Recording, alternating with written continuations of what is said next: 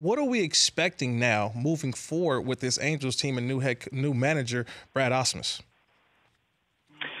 It remains to be seen, and I don't mean to equivocate with that answer, but it all depends on their pitching. And pitching has been problematic for the Angels. They've had a rash of Tommy John surgeries that really have hindered their ability to develop guys. And so you're looking at Trevor Cahill, you're looking at Matt Harvey, you're looking at guys on one-year deals right now to sort of bridge the gap between the return of Shohei Ohtani on the mound in 2020, the arrival of Griffin Canning, one of their top prospects. They've got some arms in their organization, but the number that actually pan out as opposed to who are just prospects, you're looking at like a 25-30% hit rate on a guy. So you need volume rather than talent. And when you can combine those two, it's great. The Angels don't have a surplus of starting pitching in the organization, though, which means they're going to have to go outside. And what they can sell now is, hey, you get to play with the greatest player of his generation, and maybe the greatest player ever when it's all said and done. And you get to play with the most unique player in 100 years. And, oh, by the way, you get to live in a place that's 75 and sunny every day.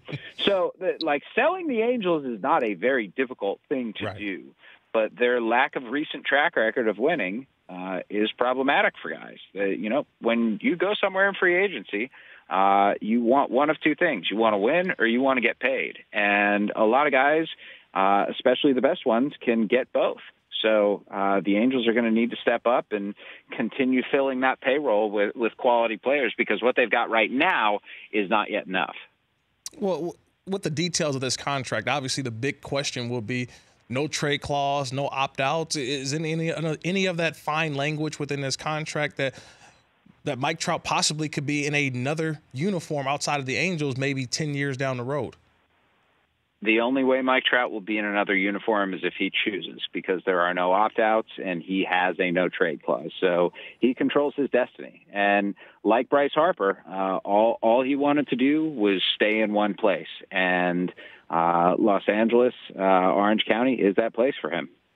One of the guys that you mentioned that underwent Tommy John surgery back on October 1st was Shohei Ohtani. Now, I know pitching is out of the question for him this season, but he did take batting practice yesterday. What's the latest on Shohei Ohtani and his plans for this season? It's looking like he will be back in May as the full-time designated hitter, which is crazy because we've never seen somebody who just had Tommy John surgery try and play a full season before. And that's because we've never had somebody like Shohei Ohtani. I mean, he is an incredible athletic specimen. I think people probably don't recognize that. He runs incredibly fast. He hits the ball incredibly hard. He throws the ball incredibly hard. He is incredible in every sense of the word.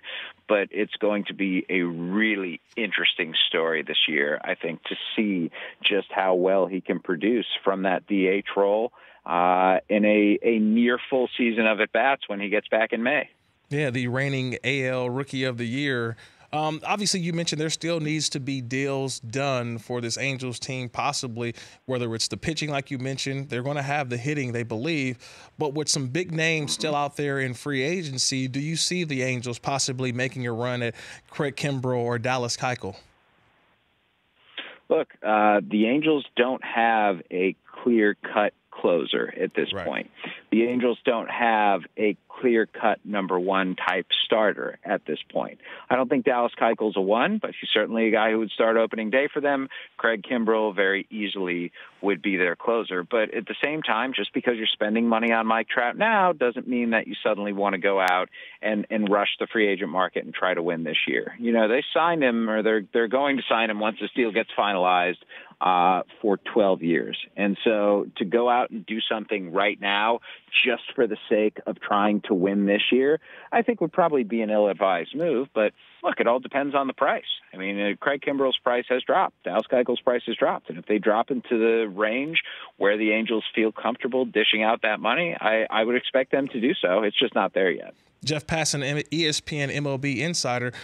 But, Jeff, are you surprised that these guys are still out there? I mean, it's been a crazy sort of MLB free agency. We waited so long for these deals. Machado, Harper, now Trout gets them, but he wasn't a free agent. But you still got two quality all-star level players still out there waiting for the deal. Like, what's going on? Why aren't these guys signed?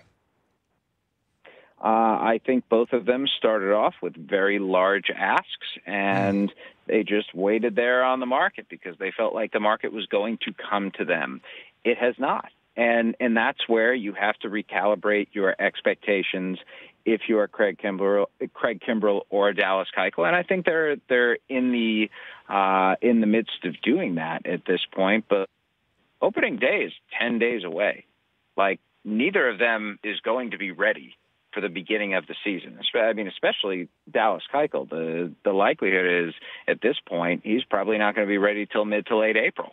So, they've lost themselves, Keuchel especially, about a month of the season right now, and that's not good for anyone. And it's unfortunate, but it's also a reality of the market right now. The market has changed, and sometimes you got to change with it, but you don't want to change too much because in your mind you have an idea of what you're worth.